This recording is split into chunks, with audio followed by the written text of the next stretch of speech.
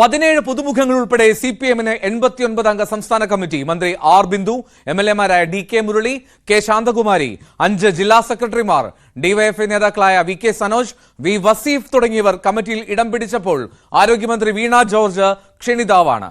17 അംഗ സെക്രട്ടേറിയറ്റിൽ K K Shailaja, M V Jayarajan, C N Mohanan എന്നിവർ ഇടം നേടിയപ്പോൾ മന്ത്രി എം ബി രാജേഷും പി ജയരാജനും ഉൾപ്പെട്ടില്ല. A K Balan, P K Sreemathi എന്നിവരെ പ്രായാധിക്യത്തെ തുടർന്ന് ഒഴിവാക്കി. ആരോഗ്യ പ്രശ്നത്തെ തുടർന്ന് പി ശ്രീരാമകൃഷ്ണനെ സംസ്ഥാന കമ്മിറ്റിയിൽ നിന്ന് ഒഴിവാക്കിയപ്പോൾ കരുനാഗപ്പള്ളിയിലെ വിഭാഗീയതയിൽ സൂസൻ കോടി പുറത്തായി. സെക്രട്ടറിയായി എം വി ഗോവിന്ദൻ തുടരുകയും ചെയ്യും. വി വി അരുൺ വിവരങ്ങൾ നൽകും. കൊല്ലത്ത് നിന്ന് അരുൺ, ഇപ്പോൾ സംസ്ഥാന സമ്മേളനത്തിന്റെ കൊടിയിറക്കത്തിലേക്ക് എത്തുകയാണ്. എപ്പോഴത്തേക്കാണ് സമാപനം? ഒപ്പം ഈ സംസ്ഥാന സെക്രട്ടേറിയറ്റിൽ അതിന്റെ വിശദാംശങ്ങൾ, 17 അംഗ സെക്രട്ടേറിയറ്റിനെ ഇപ്പോൾ ഈ തെരഞ്ഞെടുക്കുന്ന സാഹചര്യം എന്തായിരുന്നു?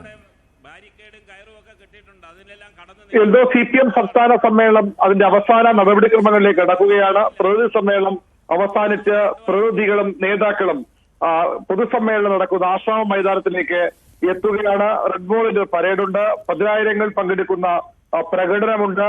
കൊല്ലത്തെ അക്ഷരാർത്ഥത്തിൽ ചുവപ്പണിയിച്ചാണ് സിപിഎമ്മിന്റെ സംസ്ഥാന സമ്മേളനം ഇവിടെ നടന്നത്. ഈ സമാപന സമ്മേളനത്തിലും വലിയ ജനക്കൂട്ടമുണ്ട്. സംസ്ഥാനത്തിന്റെ വിവിധ ഭാഗങ്ങളിൽ നിന്നായി ആയിരക്കണക്കിന് ആളുകൾ കൊല്ലത്തെ അക്ഷരാർത്ഥത്തിൽ ഒഴുകിയെത്തുകയാണ്. ഈ ആശ്രാമം മൈതാനത്ത് പൊതുയോഗത്തിലുള്ള നടപടികളും ആരംഭിച്ചിട്ടുണ്ട്. മുഖ്യമന്ത്രി പിണറായി വിജയൻ അടക്കമുള്ള നേതാക്കൾ അല്പസമയത്തിനകം അവിടെ എത്തിച്ചേരും. നമുക്കറിയാം, സിപിഎം വളരെ പ്രധാനപ്പെട്ട ഒരു സമ്മേളന കാലയളവിലൂടെയാണ് കടന്നുപോയത്. ആ സമ്മേളനം തുടങ്ങുമ്പോൾ, ബ്രാഞ്ച് സമ്മേളനങ്ങൾ തുടങ്ങുമ്പോൾ മുഖ്യമന്ത്രി ലക്ഷ്യമിട്ടുള്ള ചില നീക്കങ്ങൾ സിപിഎമ്മിൽ ഉണ്ടാകുന്നുവെന്ന തോന്നലുളവായിരുന്നു. അത് ടി വി അൻവറിനെ മുൻനിർത്തിയുള്ള നീക്കങ്ങൾക്ക് പിന്നിൽ സിപിഎമ്മിലെ പ്രധാനികൾ തന്നെ എന്ന വിലയിരുത്തലാണ് ഉണ്ടായിരുന്നത്. പക്ഷേ കൃത്യമായി ആ നീക്കങ്ങൾ തിരിച്ചറിഞ്ഞ പിണറായി ടി വി അൻവറിനെ പുകച്ചു പുറത്തു ചാടിച്ചു. അതോടുകൂടി ഈ സമ്മേളനങ്ങളിൽ ആദ്യഘട്ടത്തിലൊക്കെ പിണറായി വിജയനെതിരെയായിരുന്നു വിമർശനങ്ങൾ ഏറെയെങ്കിലും പിന്നീട് പിണറായിയുടെ നിയന്ത്രണത്തിലായി ജില്ലാ സമ്മേളനത്തോടുകൂടി സിപിഎം ഒടുവിൽ സംസ്ഥാന സമ്മേളനം എത്തുമ്പോൾ പിണറായിക്ക് കയ്യടി മേളമായിരുന്നു, അല്ലെങ്കിൽ പിണറായിക്ക് വാഴ്ത്താൽ ആയിരുന്നു പ്രതിനിധികളേറെയും തയ്യാറായത്, മത്സരിച്ചത്.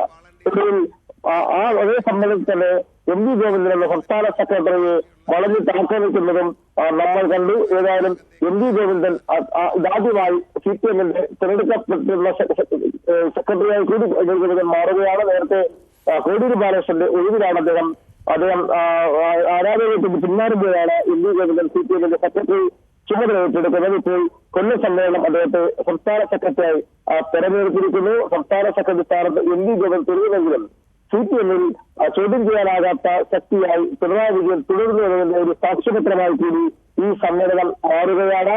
സംസ്ഥാന സെക്രട്ടറി രീതിയോടും ഔദന്യമാണ് വ്യക്തമാക്കുന്നത്. ഒരു കാലത്ത് പിണറായി വിജയന്റെ വിശ്വസ്തരായിരുന്ന വലങ്കൈ എന്ന് പോലും അറിയപ്പെട്ടിരുന്ന പിണറായി പക്ഷത്തിന് വേണ്ടി പിണറായി വിഭാഗീയ കാലത്ത് പോരാടിയ പി ജയരാജന് അദ്ദേഹത്തിന് സംസ്ഥാന സെക്രട്ടറി അവസരം ഉണ്ടാകണമെന്നില്ല. അദ്ദേഹത്തെ പൂർണ്ണമായി ഒഴിവാക്കിയിട്ടുള്ള ജീവനായ എം വി ജയരാജനെ കണ്ണൂർ ജില്ലാ സെക്രട്ടറിയെ ഈ ജില്ലാ സെക്രട്ടറി സെക്രട്ടറിയായി തിരഞ്ഞെടുത്ത എം വി ജയരാജനെയാണ്. എം വി ജയരാജന് കണ്ണൂരിലുള്ള സംസ്ഥാന സെക്രട്ടറിയിലേക്ക് കൊണ്ടുവരുന്നു. പി ശശി മുഖ്യമന്ത്രി പൊളിറ്റിക്കൽ സെക്രട്ടറി സംസ്ഥാന സെക്രട്ടറിയിലേക്ക് വരുമെന്ന തീവ്രതയുണ്ടായിരുന്നെങ്കിലും അത് ഉണ്ടായില്ല. കെ കെ ശൈലജ പിണറായി വിജയനോട് അത്ര അധികം ചേർന്നെടുക്കാത്ത ഒരു നേതാവ്, പിണറായിയുടെ ബന്ധിക്കില്ലാത്ത നേതാവ്, അവർ സെക്രട്ടറി എത്തിയതാണ് ഇതൊരു അതിശയകരമായ കാര്യമെന്ന് വേണമെങ്കിൽ പറയാവുന്നത്. കാരണം അവിടെ എം വി ഗോവിന്ദന്റെ ഇടപെടൽ ഉണ്ടായെന്ന് വേണം വിലയിരുത്താൻ. ഏതായാലും എത്തുന്നു. പി മോഹനത്തിന്റെ മുതിർന്ന നേതാവിനെ മാറ്റി 3 തവണ കഴിഞ്ഞ ജില്ലാ സെക്രട്ടറിയായിരുന്ന പി മോഹനെ ഒഴിവാക്കി. എന്നാൽ എറണാകുളം ജില്ലാ സെക്രട്ടറിയായ സി എൻ മോഹനെ ഉൾപ്പെടുത്തുകയും ചെയ്തതും ഈ സെക്രട്ടറി തെരഞ്ഞെടുപ്പിലെ ഒരു പ്രത്യേക കാര്യമായി നമുക്ക് ചൂണ്ടിക്കാട്ടാം. എം ബി രാജേഷും മന്ത്രി, അദ്ദേഹം നേരത്തെ തന്നെ സംസ്ഥാന സെക്രട്ടറി എത്തേണ്ട നേതാവായിരുന്നു. സംസ്ഥാന സമിതിയിലെ സീനിയോറിറ്റിയും മറ്റും പരിഗണിക്കുമ്പോൾ അദ്ദേഹം ഡിവൈഎഫ്ഐയുടെ അഖിലേന്ത്യാ പ്രസിഡന്റായിരുന്ന ആൾ കൂടിയാണ്. പക്ഷേ എം ബി രാജേഷിനെ സംസ്ഥാന സെക്രട്ടേറിയറ്റിൽ ഉൾപ്പെടുത്തിയില്ല. അത് ഒരു തരത്തിൽ അപ്രതീക്ഷിതമായൊരു നീക്കമെന്ന് വേണമെങ്കിൽ പറയാം. പ്രത്യേകിച്ചും പാലക്കാട് നിന്നുള്ള നേതാവ് കെ കെ ബാലന്റെ ഒഴിവ് വന്നിട്ടും അവിടെ നിന്നുള്ള നേതാവിനെ സെക്രട്ടേറിയറ്റിൽ ഉൾപ്പെടുത്തിയില്ല.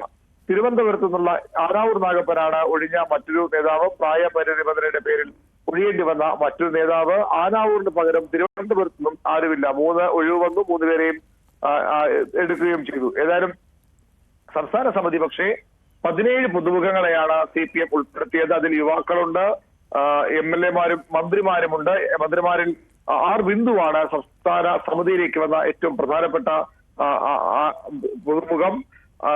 വീണ ജോർജിനെ, ആരോഗ്യമന്ത്രി വീണ ജോർജിനെ സംസ്ഥാന സമിതിയിലെ പ്രത്യേക ക്ഷണിതാവാക്കി. ഡിവൈഎഫ്ഐയുടെ സംസ്ഥാന സെക്രട്ടറിയും പ്രസിഡന്റും സംസ്ഥാന സമിതിയിൽ വന്നു. കഴിഞ്ഞ ജില്ലാ സമ്മേളനം തെരഞ്ഞെടുത്ത 5 സെക്രട്ടറിമാർ അവർ സംസ്ഥാന സമിതിയിലേക്ക് ഈ സംസ്ഥാന സമ്മേളനത്തിൽ തിരഞ്ഞെടുക്കപ്പെട്ടു. K Shanthakumari MLA, Kongad MLA Shanthakumari സംസ്ഥാന സമിതിയിൽ വന്നു. DK മുരളി, തിരുവനന്തപുരം വാമനപുരത്തെ MLA ആണ് DK മുരളി. DK മുരളി സംസ്ഥാന സമിതിയിൽ ഉൾപ്പെട്ടു. കൊല്ലത്ത് നിന്ന് S ജയമോഹൻ, ജില്ലാ സെക്രട്ടേറിയറ്റ് അംഗം സംസ്ഥാന സമിതിയിൽ വന്നു.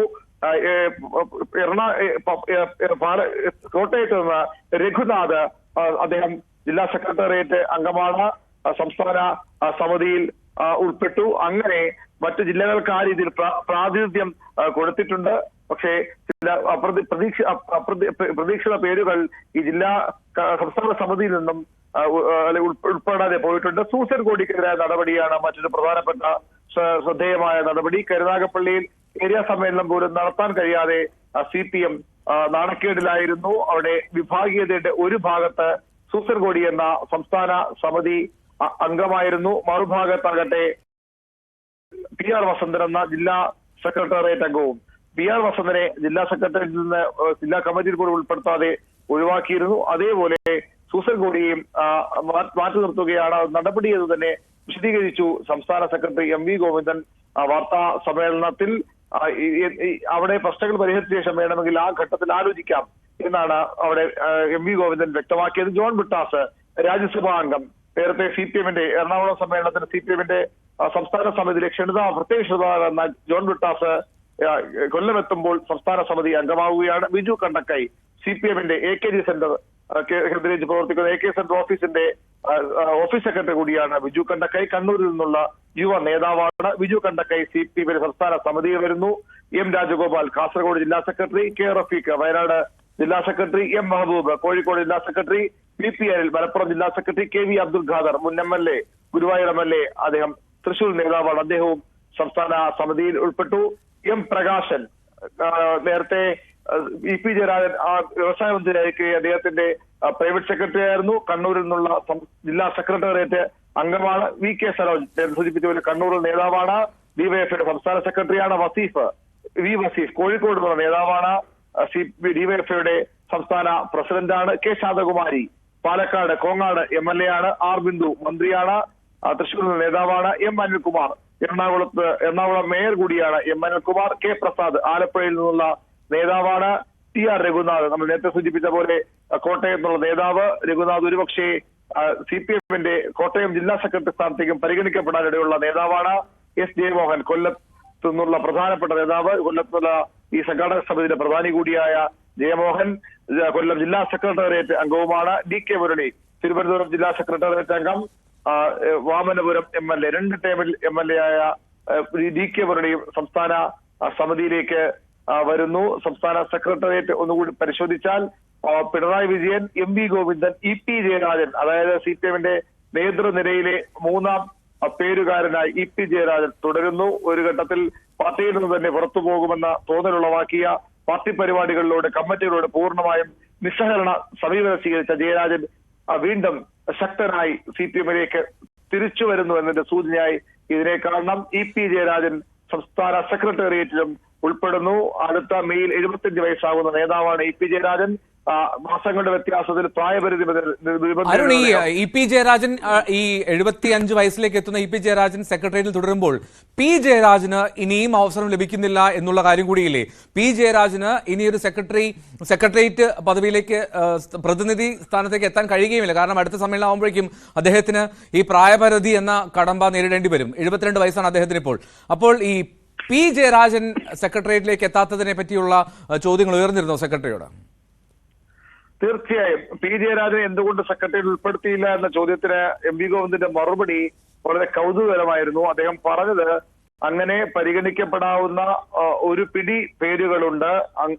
സംസ്ഥാന സമ്മേളനത്തിൽ പങ്കെടുക്കുന്ന എല്ലാവരെയും സെക്രട്ടേറിയറ്റിലേക്ക് എടുക്കാൻ കഴിയില്ലല്ലോ എന്ന ഒരു മറുപടിയാണ് എം വി ഗോവിന്ദൻ നൽകിയത്. നമുക്കറിയാം പി ജയരാജൻ CPM-ലെ കണ്ണൂരിലെ ഏറ്റവും പ്രധാനപ്പെട്ട നേതാവ്, അണികൾക്ക് വേറെ ആവേശം നൽകുന്ന നേതാവ്. അണികളുടെ ആവേശം ആണ് ഒരു ഘട്ടത്തിൽ പി ജയരാജനെ CPM നടപടിക്ക് പോലും വിധേയരാക്കിയതെന്ന് കൂടി ചേർത്ത് വായിക്കേണ്ടതാണ്. എങ്കിലും പി ജയരാജൻ സംസ്ഥാന സെക്രട്ടേറിയറ്റിൽ വന്നിട്ടില്ല. മാത്രമല്ല അദ്ദേഹത്തെക്കാൾ സംസ്ഥാന സമിതിയിൽ ജൂനിയറായ എം വി ജയരാജൻ സംസ്ഥാന സെക്രട്ടേറിയറ്റിലേക്ക് വരുന്നു. അദ്ദേഹം കണ്ണൂർ ജില്ലാ സെക്രട്ടറി കൂടിയാണ്. പി ജയരാജനെ ഇനി അത്തരമൊരു നേതൃപദവിയിലേക്ക് ഉയർത്താൻ CPM താല്പര്യപ്പെടുന്നില്ല എന്ന് തന്നെയാണ് ഈ ഒഴിവാക്കലിന്റെ കാരണമായി നമുക്ക് ചൂണ്ടിക്കാട്ടാനാകുന്നത്. മുഖ്യമന്ത്രി പിണറായി വിജയന്റെ ഒരു കാലത്തെ അദ്ദേഹത്തിന്റെ ഏറ്റവും അടുത്ത നേതാവ് അറിയപ്പെടുന്ന ആളാണ് പി ജയരാജൻ. പിന്നീട് പിണറായി